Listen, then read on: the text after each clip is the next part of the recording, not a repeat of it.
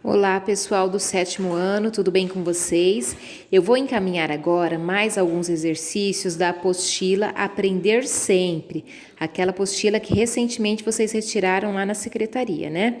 Então, é dando continuidade ao que vocês já fizeram, ao que foi orientado anteriormente, tá? Então, agora o assunto que vai ser retomado é porcentagem. Igual aqui neste exemplo, nós temos 5% de 60 alunos, né? Então, 5% ficaria 5, se é por cento, vai ficar 100. Esse D na matemática é o mesmo que vezes 60. Aonde não tem denominador, a gente coloca sempre o número 1. Aí é só multiplicar, numerador com numerador, 5 vezes 60, 300. Denominador com denominador, 100 vezes 1, 100. Fração é a mesma coisa que divisão, daria para cancelar os zeros, né? 3 dividido por 1, 3. Então, seriam 3 alunos. Um outro assunto que também vai ser abordado é fração de um número inteiro, né? Então, igual aqui, nós temos 2/5 de 30. Ficaria 2/5, né? Esse D é o mesmo que multiplicação, 30. Mesma ideia. Aonde não tem denominador, a gente coloca sempre o número 1. Aí, multiplicando numerador com numerador, 2 vezes 30, 60, né? E os denominadores, 5 vezes 1, 5. Fração é divisão, 60 dividido por 5 daria 12, tá? Então, aqui na atividade 1, né? Relacionando fração e porcentagem, tem aqui os valores, vocês vão calcular 10% de cada um desses valores. Depois, 1% de cada um desses valores, tá?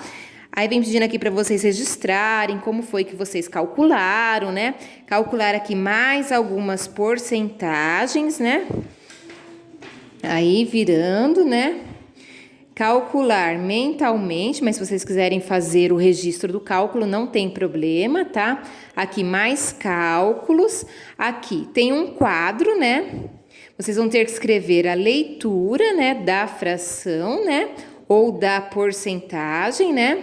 Vão ter que completar todo esse quadro. Aqui seria a leitura, como ficaria a leitura.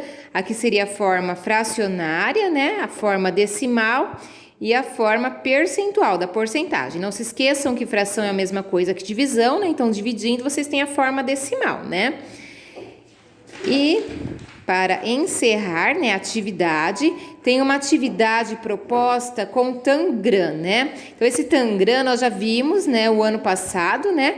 Então, utilizando o Tangram, vem ensinando aqui passo a passo como é que se faz um Tangram, né? Depois que vocês confeccionarem um Tangram, né, se vocês quiserem fazer, embora não esteja pedindo para que vocês construam, né? Vocês vão ter que escrever frações relacionadas a esse Tangram, né? Então, aqui o triângulo grande, né? O triângulo grande.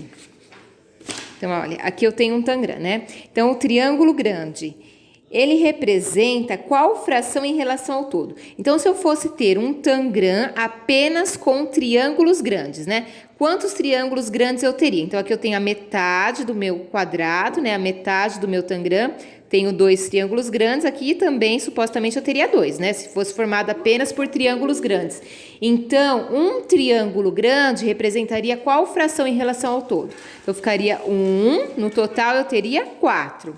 Mesma coisa, o triângulo médio, aqui está o meu triângulo médio. Se eu fosse considerar metade do meu Tangram, dividir ele apenas em triângulos médios, né? Então, aqui eu teria 1, 2, 3 e aqui embaixo 4. 4 na metade, mais 4 na outra metade, ficaria 8, né? Então, ficaria um triângulo médio em relação a 8. Se vocês quiserem utilizar essas imagens para ir dividindo, né?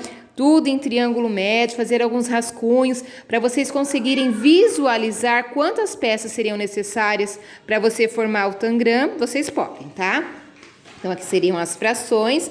Depois aqui, no item 2, tem um Tangram.